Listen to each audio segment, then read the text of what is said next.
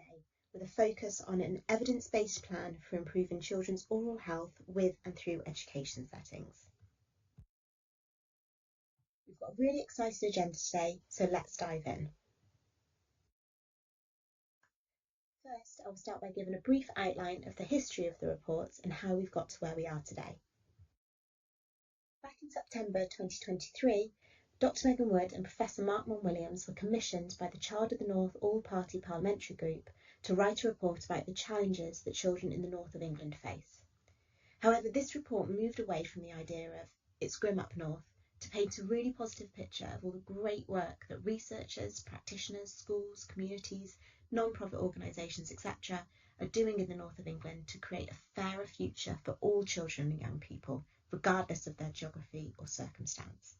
And this was really well received by press and policymakers, so much so that this sparked the idea for a new report series, an ongoing endeavour over the course of 2024.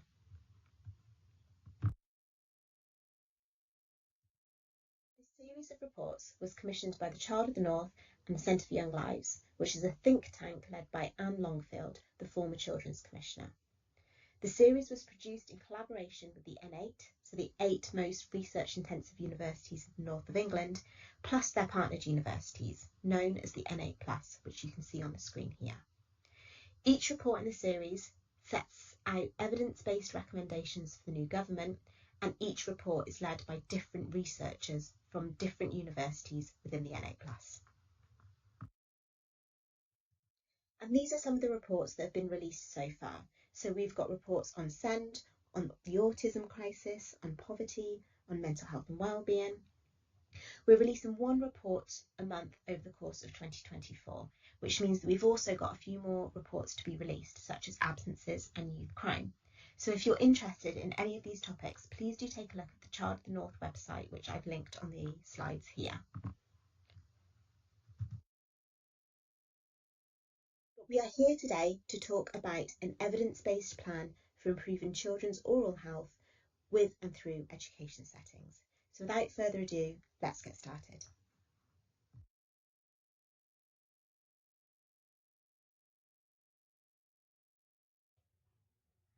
Hello, so I'm Prof. Vernazza. I'm the head of the dental school at Newcastle University and a practicing paediatric dentist at Newcastle Hospitals. And I'm delighted to have been invited to give you a short presentation on the state of children's oral health in England, and a particularly big thank you to the team for organising this webinar on such an important topic. I'm going to briefly cover today what oral health is before we turn to one particular aspect of that, dental decay, and look at how much of that we have in England, how it impacts on children, and how the services we have are coping with treating it. And I'm going to start with this definition from the World Dental Federation, which I think is something we would all want for ourselves as well as for our children, and that's the ability to speak, smile, etc., some functional things, but also being able to convey emotion through expressions, and being able to do all that confidently and without any pain or discomfort. And I think that's a really nice holistic way of looking at oral health. So what are actually the things that influence oral health?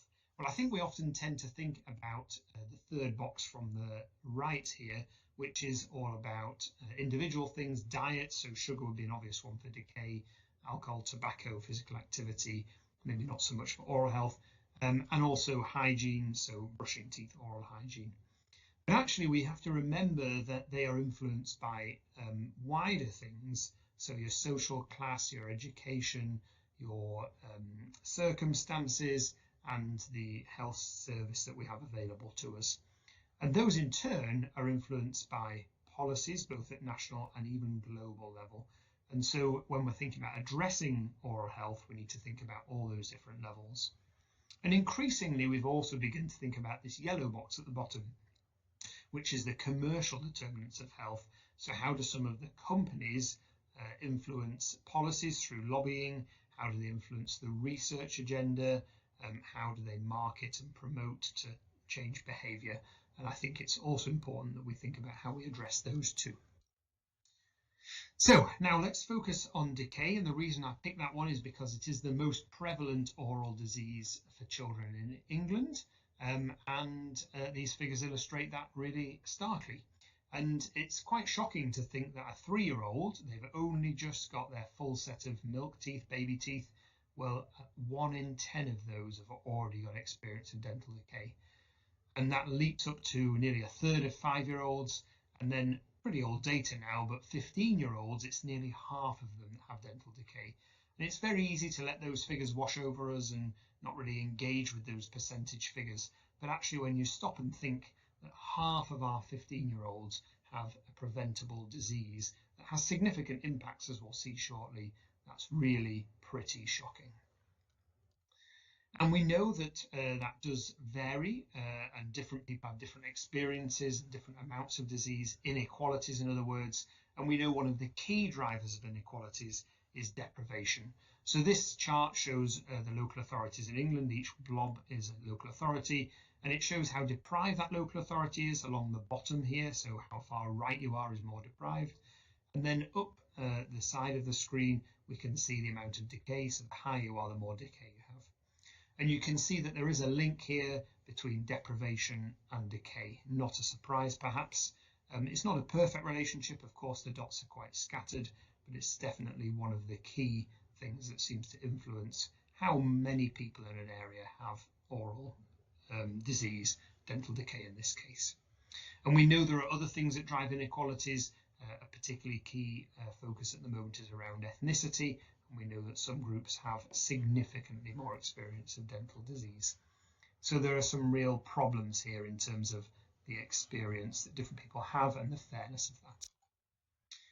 So we've got a lot of disease out there. How does that then impact on children? Well, some really nice work done here by Michaela, who's speaking later in the webinar, and her team, when she looked at children in Manchester on waiting lists for general anaesthetic extractions of teeth, and found that more than a quarter of them were missing school while they were waiting for that general anaesthetic, on average 3 days of school. Of course, that impacted the carers as well. They had to have time off work, and they also found a third of the children, more than a third, had sleepless nights. That of course impacts on the whole family. So significant effects here on the child and their family. And back in 2013, we did a survey with 12-year-olds and other ages, but the 12-year-olds, we found that nearly 60% of them said that they'd had an impact on them because of their oral health in the previous 3 months. That's a huge amount, having problems because of their oral health. And actually, when we went into detail about what those problems were, nearly a third of them said that they were embarrassed to smile because of their oral health. That's really awful, isn't it, for a child to be embarrassed to smile because of a disease in their mouth. So how are we doing in terms of the care of these children? Well, sadly, not very well at the moment. We know that, sadly, the commonest reason now for a hospital admission in a 5 to 9-year-old is to have decay treated. So there were roughly 50,000 episodes of tooth extraction in the year we've got the latest figures for. And we were already doing pretty badly in terms of waiting lists pre-COVID. COVID has made that a whole lot worse, and we've now got ridiculous situations where the average wait for a general anaesthetic is 80 weeks. And that was last year's figures. That's nearly 2 years of pain, missed school, other impacts on the family. And all of this, of course, comes at a cost to the health service, so roughly £40 million spent on these tooth extractions. And of course, that's only one aspect of treating this disease, extractions under general anaesthetics in hospital. If we look at the wider system, we know that only half of children were seen in the last 12 months by an NHS dentist in England. Of course, a few will have been seen privately, but we know that means a large number of children not seeing a dentist at all. And that's a real missed opportunity in terms of finding disease, treating disease early, getting out preventive messages, getting preventive interventions done for these children as well. And children waiting for specialist care, we now know that the waiting lists are around 27,000 children in England. All of this is really not acceptable. And of course, I've given you lots of facts and figures there, and they are very stark, but actually what often hits home more are the pictures and the stories. And this jar here of teeth became famous. This was our British Society of Paediatric Dentistry media spokesperson, Professor Claire Stevens. This was all the teeth she took out in one general anaesthetic list, 1 day of operating. and she took this on to BBC Breakfast and had a real impact there. And I actually counted up how many teeth I took out on my last general anaesthetic list that I did here in Newcastle a week ago, and it was 88 teeth in around 10 children. So absolutely heartbreaking to be doing that work. And this was a really nice piece of work undertaken by colleagues in Sheffield who video diaried and interviewed children who were having teeth out under general anaesthetic. You can see Ryan here is scared. Amy was starved, couldn't eat before her general anaesthetic. Martha woke up crying because her mouth hurt. And Claire had real problems choosing the right food. And you can see the last line here.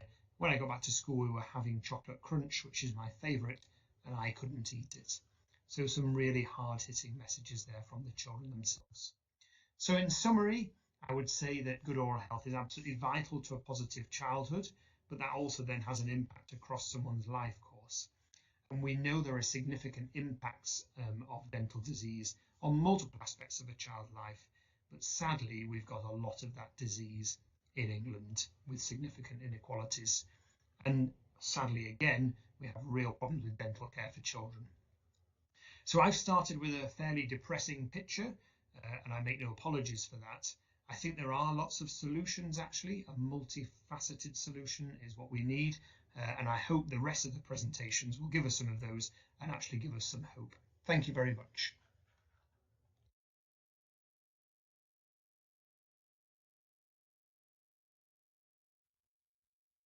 Hello, my name's Zoe Marshman.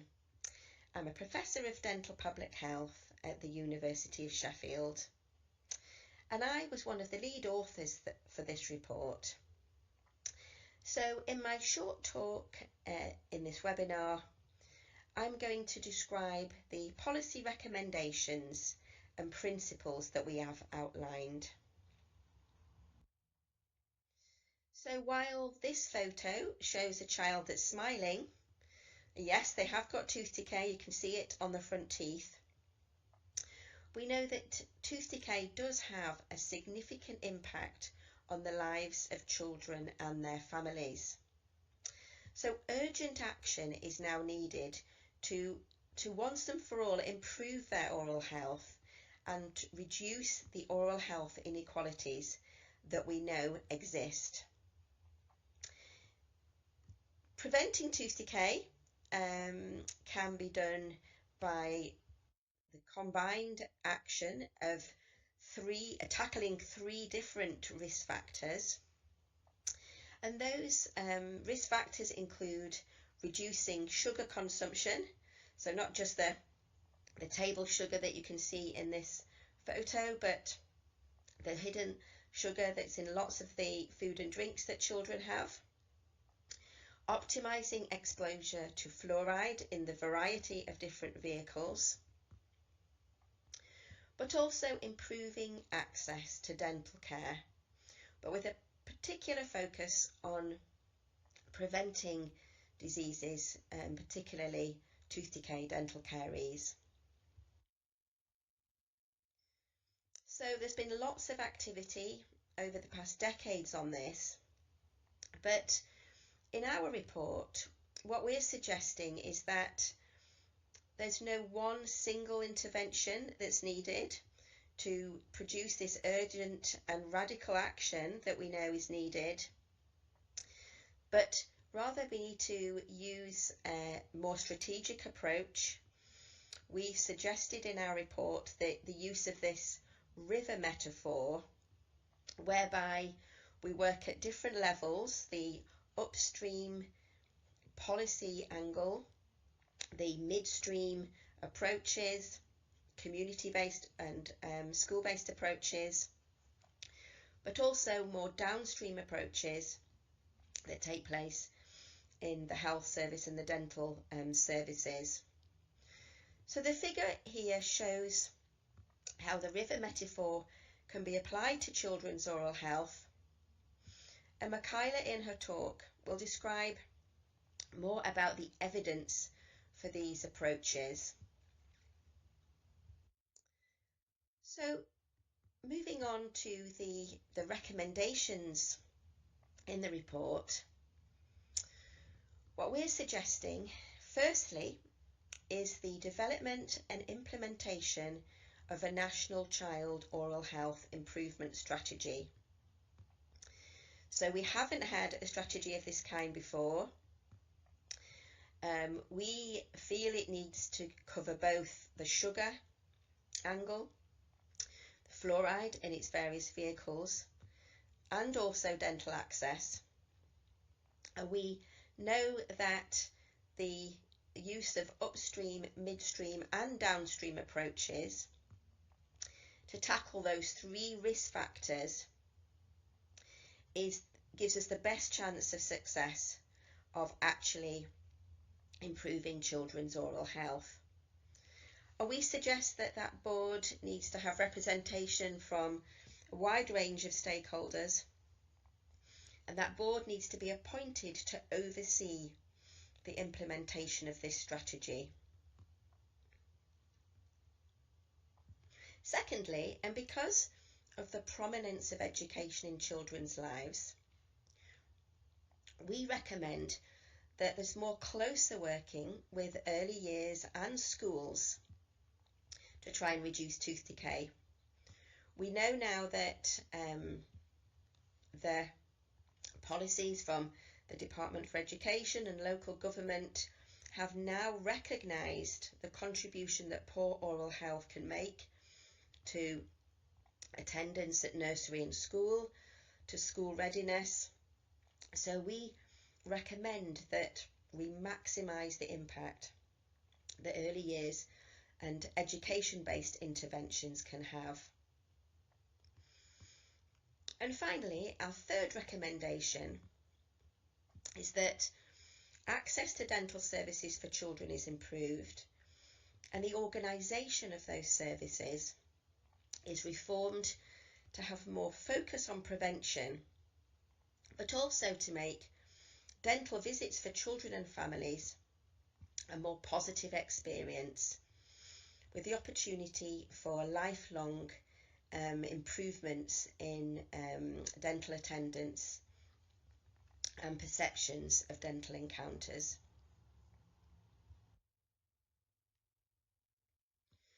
So using those three recommendations, as with other reports in this series, our recommendations are underpinned by some really key underlying principles. Our report puts children and children's rights at the centre of all of these efforts, and that they and their families should be involved in co-designing, implementing, evaluating and reforming the interventions that we have mentioned. We suggest that the inequities that we've heard about in the prevalence, severity and burden of disease in the population are considered in every approach that is implemented. We suggest that we work closely not only with children and parents, but also communities and public services, including health, social care and education, as we said, to maximise the impact of these interventions. And finally, we suggest that more use is made of available data, and the data exists about many of the influential factors that we've just described, and that also the expertise of researchers is used as we build and shape local and national policy. And through these three recommendations and embracing these underlying principles, we hope that this urgent action will happen and will bring about improvements for children and their families.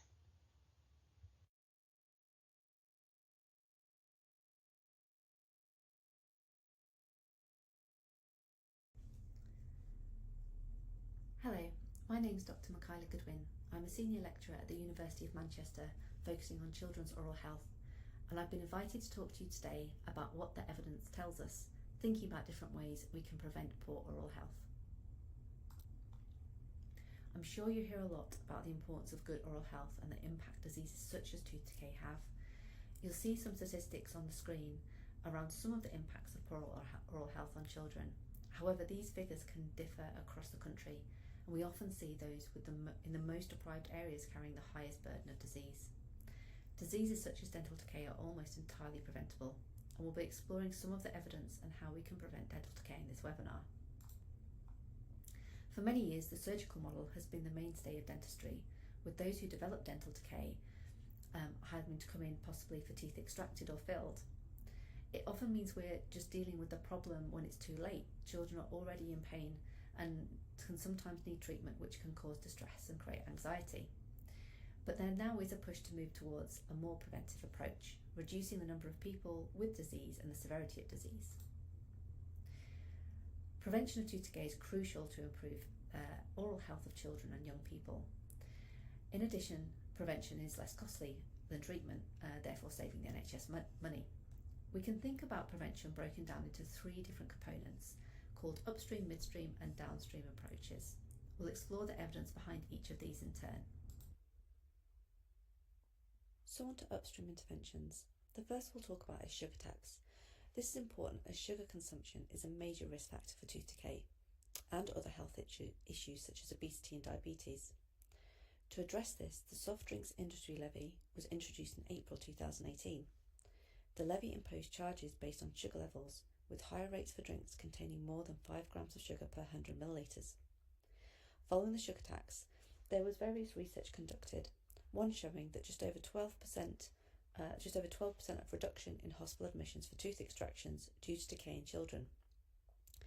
Further modelling predicted significant long-term health benefits, including fewer cases of tooth decay and obesity.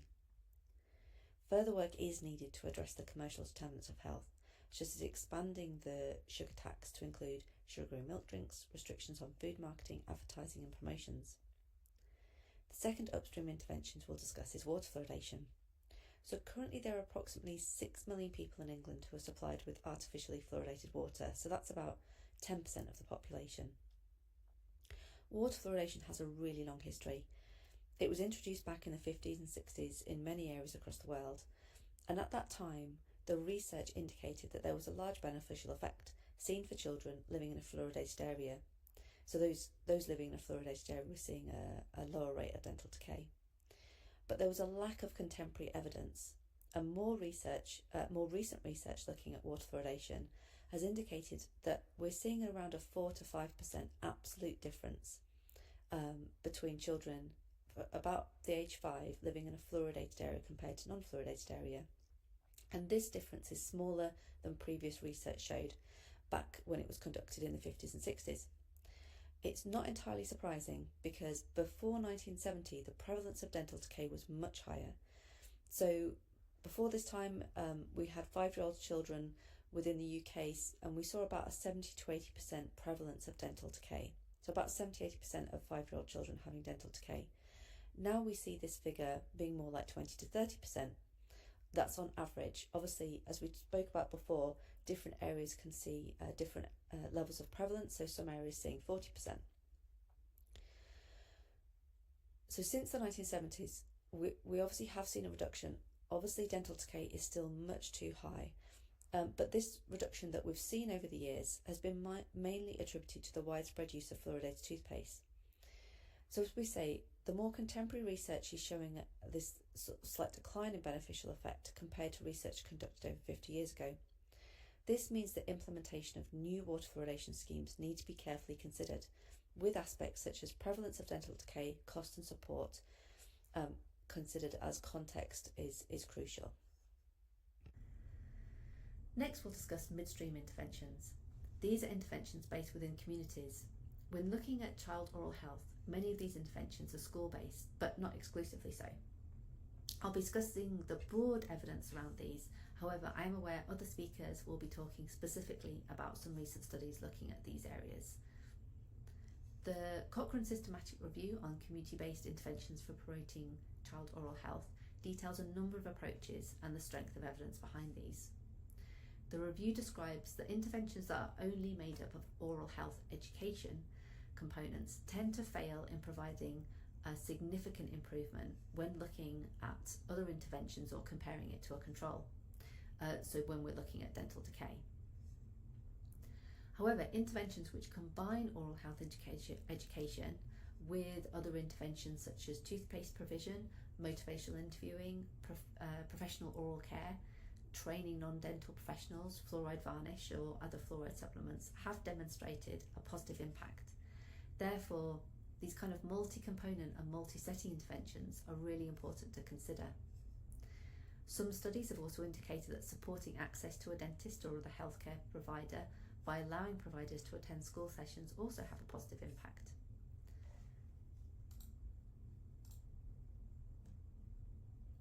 Improving child oral health also requires more downstream interventions, including placing health and dental services more geared towards prevention. Clinical prevention such as fluoride treatments, dental sealants and behaviour change interventions are downstream approaches that are essential part of promoting oral health. To understand NHS dental provision, it's important to be aware of how services are commissioned and remunerated. Since April 2023, integrated care boards have been responsible for commissioning dental services and holding contracts with general dental practices. Some of the issues around this is that the outputs of practices are restricted to a certain target each year. To look at this, recently flexible commissioning has been used to direct funding to support or incentivise preventively focused care, early intervention, and also to reduce burden on certain services where there's really high need.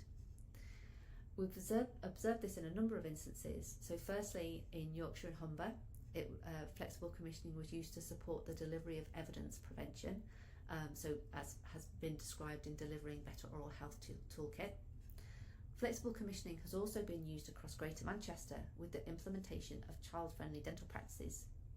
These practices aim to provide treatment to children who have been referred to a specialist paediatric service, but in these services there can be a considerable wait given the large numbers referred and the pressure on the service.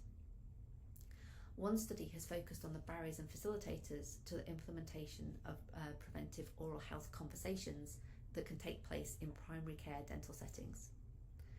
5 key themes were identified to be critical to the successful adoption. These are clinical leadership, skill mix, financial incentive, practice culture and behaviour change. In addition, home-based oral health behaviours, just like parent-led toothbrushing using fluoridated toothpaste and reducing the amount of sugar consumed, are influenced by various individual, family and societal factors. Effective interventions must acknowledge these challenges and incorporate behaviour change methodologies. There are various toolkits such as the Strong Teeth programme, which include conversational guides and resources showing early success in improving children's oral health, and of course delivering better oral health, the toolkit which now has a whole chapter dedicated to behaviour change and is an essential guide for health professionals when looking at dental health. As you can see, there are a variety of preventive options, each with varying levels of evidence. In order to fully support children's oral health, we need a multi-level approach, which includes policy-focused upstream interventions, community-based midstream interventions, and individually focused downstream interventions to fully tackle the risk factors for poor oral health and ensure children are able to live their lives free of dental pain.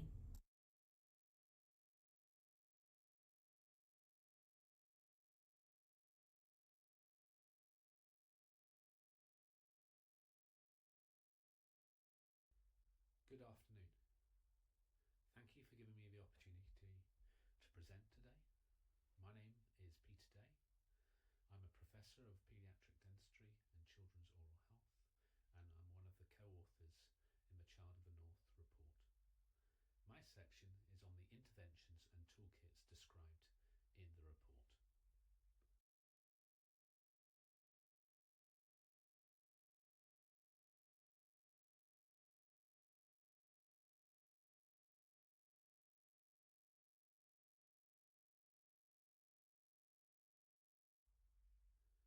Of the interventions described, 5 are funded by research councils, namely 4 by the NIHR and 1 by the MRC. The first project is Sheffield is Sweet Enough. It was a initiative based in the whole of Sheffield City and focused especially on communities at greatest risk of dental decay, obesity and diet-related disorders. It had both digital resources and physical resources, encouraging reduction in sugar and providing examples of how to eat for less and reduce the sugary content in foods, and also worked with local businesses and local leisure centres to reduce the amount of sugary foods available. The next two interventions are school-based interventions to support good oral health in schools. Brush is a national implementation project to support the implementation of supervised toothbrushing clubs for children aged 3 to 5 years across England, especially for the most vulnerable children. The Brush website, which you can see the address for, is a centralised hub bringing together examples of good practice to support the setup and maintenance of supervised toothbrushing programmes, and has been accessed over 10,000 times in the last 6 months. Bright was a large randomised controlled study exploring the impact of an oral health lesson underpinned by behaviour change theory, and was found to be both acceptable to children and feasible to be delivered by teachers, and is endorsed, the lesson pack is endorsed by the PHSE Association for Key Stage 3 children, so children in years 7 and 8, and has been downloaded over 900 times. I should also mention, which is in a different section, the Raised in Yorkshire project, which is a peer-to-peer intervention in schools supporting children in year 12 to deliver oral health lessons to their peers in year 7 to support oral health for both groups. The next two interventions are around supporting professionals working with children to have effective oral health conversations. Habit is an intervention working with health visiting teams. They already have oral health conversations with parents of young children aged 0 to 2 years old. Developed and designed by parents and health visiting teams, the resources help to have effective conversations which are both acceptable, feasible to deliver, and lead to positive behaviour changes for the young children. The resources and training are available at that website. The second intervention is toothpaste. Parents with autistic children identified real challenges around supporting their children's oral health behaviours, especially requesting the need for autism-specific advice. We worked with these parents and professionals to develop a whole system intervention, which included both a website designed and developed by these parents and training for professionals across health, education and third sector to be able to support these parents to adopt and encourage and maintain these oral health behaviours for young children.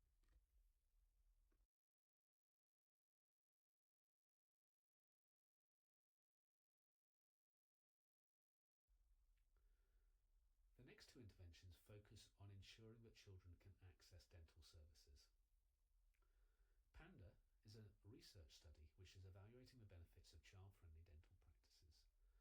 This approach was established in Manchester, where they realised there was a long wait for children to be seen in secondary care. Therefore, they supported primary care dentists to both access training and changes in remuneration to encourage them to see as many of these young children as possible in the primary care setting. The PANDA study will use a realist approach to evaluate the impact of this pathway on dental outcomes, the cost to the NHS and the patient experiences. Accessing the dentist can be challenging for many of our families. One of the key requirements is the need to develop trust. The West End Food Bank has already established strong community networks and trust within the local community. Newcastle University and the NHS Trust have worked with the West End Food Bank and taken, using a dental van, dentistry out to the food bank. During a week and staffed by the team from the dental hospital, 141 children were seen. Many had fluoride varnish applications, a few had treatment on the van, and for some they were referred into the student dental clinics for further treatment. My section wouldn't be complete without briefly mentioning data. At the moment, there is a lack of integration of dental data into wider connected NHS datasets. This absence prevents us from understanding how oral health impacts on wider life, such as education, employment and social care. As described in the report, new projects are working to address this challenge, and in future they may be able to help provide further data to evaluate some of the interventions I've already discussed.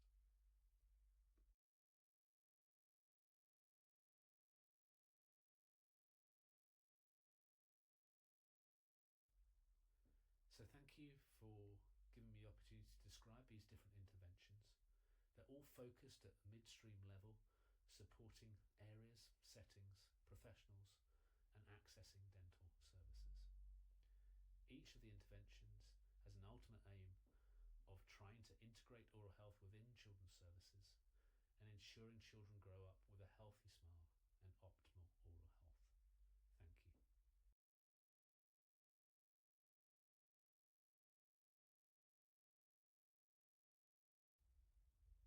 Good afternoon, everyone, and thank you for inviting me to speak about our experience in Liverpool and the SMILE Squad. So in Liverpool, we are not different to the national picture, and especially with the presence of inequality related to deprivation and ethnicity, and the high number of children who are admitted to hospital for a general anesthesia, as well as the difficulty in accessing a dentist. In addition, locally, we identified some gaps within our training curriculum, including minimum exposure to community-based dental education and the limitation in the diversity and the age range of children seen by our undergraduate dental care professional, which can affect their ability to manage those children once they graduate and start to practice locally and nationally. We therefore reached out to a lot of our community partners to see if we can think about an innovative way to address both the needs of the children as well as the training of our undergraduate students. And our Liverpool Football Club charity, the Liverpool Football Club Foundation, responded to our request. The foundation is the charity of the Liverpool Football Club, and it aims to deliver sustainable and long-term change through a lot of community work to the local community and beyond. Most importantly, 2/3 of the LFC Foundation participants are from the top 20% of the most deprived wards in the country. Therefore, the Pediatric Dentistry Department in the University of Liverpool and the Foundation and a local dentist formed the SMILE Squad. And the aim of the SMILE Squad was to deliver evidence-based prevention, reach out to children and young people, provide alternative access to children, especially those from a deprived community, as well as increase the exposure of our undergraduate students to community-based prevention and enrich their clinical experience.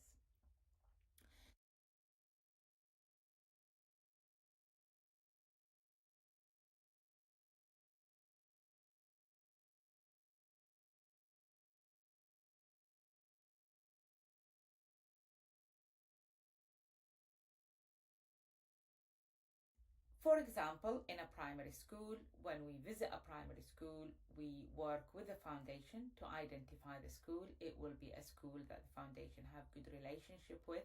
We set up a date, we provide information and consent. We then go and visit the school both staff and student. We look in the mouth, provide fluoride varnish, identify any dental need, and give the children the option of either attending their local dentist, or they can write back to us and will be seen on the undergraduate clinic, which is the alternative access we were talking about. We also set up supervised toothbrushing. So in June 2022 we started, and during that time we were based on student volunteers, and we managed to set up 3 local primary schools and reach out to 367 children between the age of 7 and 11, to which over 30% of them found to need further dental examination and treatment.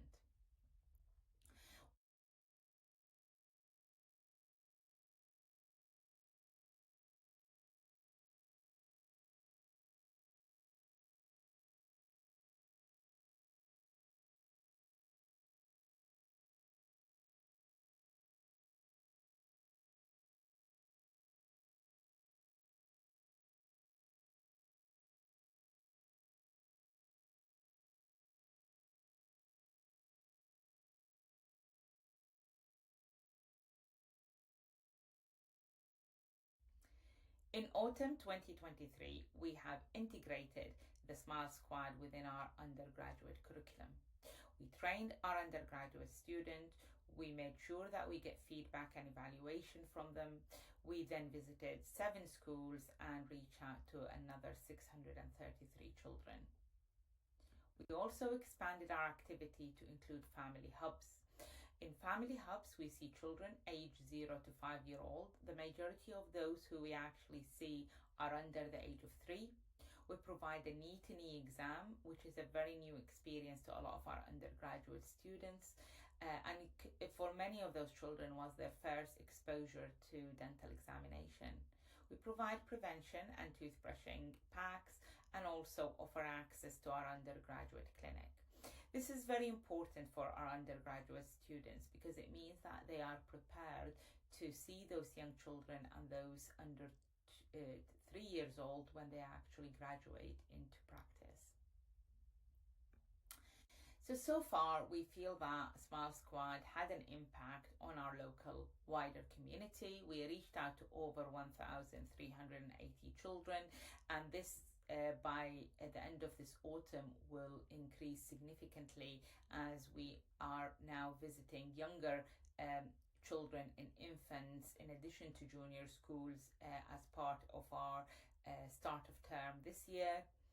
We improved our student experience. We instilled in them global citizenship, confidence and active learning, and we also get them involved in delivering the evidence-based intervention, working with local educational setting, and increase their clinical experience. I would like to end by thanking the Liverpool Football Club Foundation for their support and their funding for this program, as well as their admin support to make this program happen. To Dan Collins, our local general dental practitioner, who was instrumental in the inception and the implementation of the SMILE Squad, and the pediatric dentistry team at the University of Liverpool, as well as all the students who have taken part in this project. Thank you.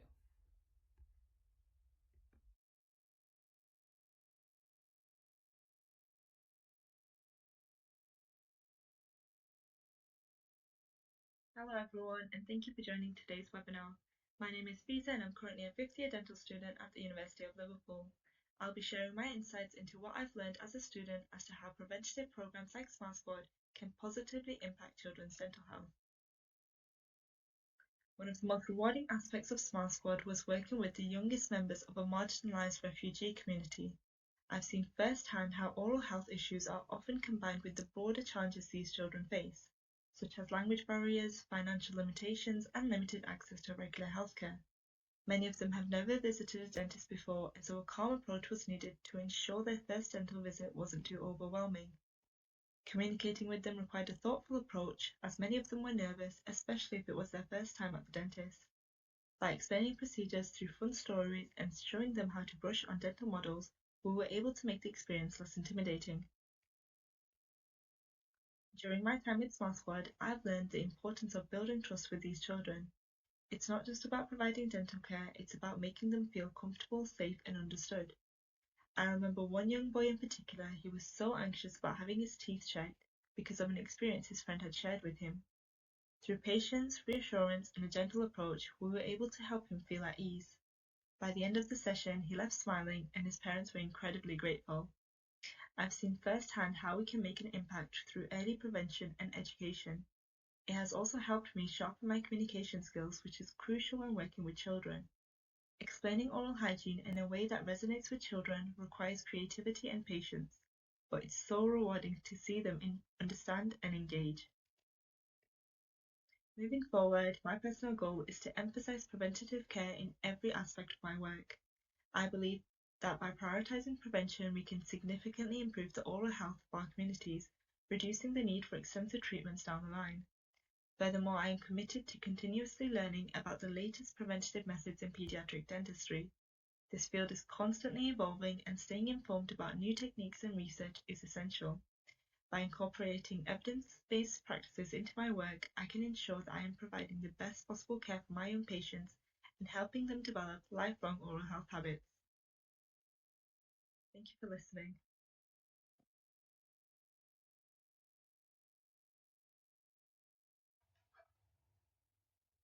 Hi, my name's Greg Felt. I'm Director of Public Health in Sheffield, and I was asked to give a short talk on the report itself, and then a little bit more generally on oral health.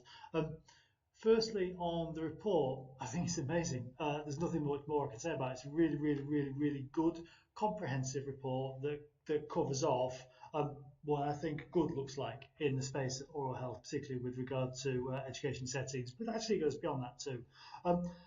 And I'll come back to that at the very end, but on sort of oral health more broadly, I'm a public health specialist, so I'll start with epidemiology, some numbers. In short, see me after class. We know where we are with regard to oral health, and it's not the best, and it's not getting better anytime soon. I saw some new epidemiological profiles published fairly recently, so there were some updated graphs available. We know we don't do very well. There's no particular secret there. The data is best for the epidemiological data in terms of quality is best for children, and I doubt the story for adults is much better. But between 2008 and say 17, there was a pretty clear trend of improvement in tooth decay in 5-year-olds in England. It's never been one of our most beautiful areas outcome-wise, and our figures don't compare well. But that stopped. That rate of improvement stopped. And last I checked, there'd been not much or any improvement since about 2017. And we know good oral health is fundamental to child health and well-being. We know it's preventable. What's going on and why? I'd say 3 things. Population exposure to dentists matter, particularly at an early stage. Population exposure to sugar matters. And population exposure to fluoride matters. And if I had to guess, I would say population exposure to dentists did shift, especially during the pandemic years. I doubt that population exposure to sugar shifted that much. The sugar sweetened beverage levy was kind of fully executed a long time before 2017, and I doubt population exposure to fluoride has shifted at all in the last few years. So, and I'll come back onto that as well. We know what to do. Second point, and largely are doing. There's a point about framing. Better oral health will require more than just access to dentistry. Access to dentistry matters. Let's not pretend that that's not the case. But just as like saying you can improve cardiovascular disease outcomes by having more cardiologists, it's much wider than that, and it's just the same in oral health. So we do know what to do, and are largely doing the right thing, but we're not resourcing it well enough, actually, particularly with regard to oral health promotion. I think, Sheffield perspective, I'm happy that we've got as good as we can get within a pretty meagre budget, and I would want more, but I can't afford it. Our oral health vision, I think we've published it, if I haven't, can certainly circulate it, is that all Sheffield residents should be able to speak, smile and eat with confidence and without pain or discomfort in their teeth and mouths. That's a fairly uncontrovertible and uncontroversial vision. And our strategy, oral health improvement strategy, basically we reviewed our current activities against the evidence-based and sort of built on those, and we set out a strategy in 2023 out to 2027, which focuses on improving population exposure to fluoride, reducing consumption of sugars, and working in partnership with others that aren't oral health stakeholders to kind of embed oral health messages into other settings. Fluoride remains the most important thing, and to see improvements in tooth decay in kids, you know as well as me, we need to improve our intensive exposure to fluoride in children, and we do that via nursery, school, dental practice, and for old people, care homes, other institutional settings as well. So we broadly know what to do, we broadly are doing the right thing, but just not enough of it, to be blunt. I always need to double and triple check this stat, but someone told me once that we spend somewhere in the region of £30 million on NHS dentistry in Sheffield. We spend £130,000 on oral health improvements. If we want more, we need to invest in more oral health improvement. Some specifics. Everyone talks about toothbrushing clubs. They're shiny, new. Well, they're not that new in Sheffield. We run about 105 and about 9,500 kids in multiple settings. We've maxed out as far as we can go on flexible commissioning. Well, maybe not as far as we can go, but we've certainly done quite a lot on flexible commissioning. Health visitors, social care staff can refer a child to a dentist if there are concerns with regard to oral health. Dental services is clearly commissioned by NHS England, and I think there's more to do there around maxing out as far as we can with regard to NHS England's responsibilities on dental commissioning. But actually, we need big reform of the dental system more broadly. We've integrated our work around oral health improvement into existing policies and programmes, most notably the tobacco control strategy. Tobacco control, smoking cessation is really important with regard to oral health. Ditto food strategy, done an awful lot of commissioned work around school-based, early years-based settings, holiday activities. We've done some specific campaign work around Sheffield is sweet enough and lots of other stuff. Water fluoridation is something that we have discussed actively, and I shall come back onto that. We know some of our local work does need to be underpinned by national programmes. Sugar reduction is one good example. National work on school curriculum, national work on core 20+5, etc. from an NHS perspective. Sheffield is sweet enough was mentioned in the report, so I'll pick up on it here, but you'll have read the report yourselves. The Sheffield Family Guide, Sheffield Family Guide to Smart Sugar Swaps was one thing. A bunch of stuff around Feed Your Family for Less, which was clearly all oriented around low sugar stuff. Lesson plans, which are well used and well embedded across the education sector. Activity sheets for kids, all of that kind of stuff. We did some specific advertising campaign. We're not doing that actively at the moment, and we did some specific insight work with parents around the Sheffield is Sweet Enough brand. Parents found that the whole space around sugar was very, very confusing and were unsure about how much sugar was in certain foods. I think we'll come back to that, actually. We've embedded oral health promotion work across the Sheffield Family Hub programme, and again, more that we can do there. Lastly, I'll end with community water fluoridation. South Yorkshire's done its homework. Few disagree with this, but by an order of magnitude, we know this is the most impactful intervention that we can possibly implement. As I say, Sheffield has done its homework. The engineering study has done and is with the Department of Health and Social Care. We're kind of eagerly awaiting the results of the consultation in the North East, and then we'll get some indications as to what next. But if there's a queue, South Yorkshire wants to be in it. There's more to do around building the right level of support amongst clinical communities. The dental profession is a given, and take that as given, but other clinical communities and political communities and public communities. We're going to need to continue to build support amongst the public. The time for that will come. So to end, it's a massively helpful report. Thank you for producing it. We will certainly be using it to test ourselves locally.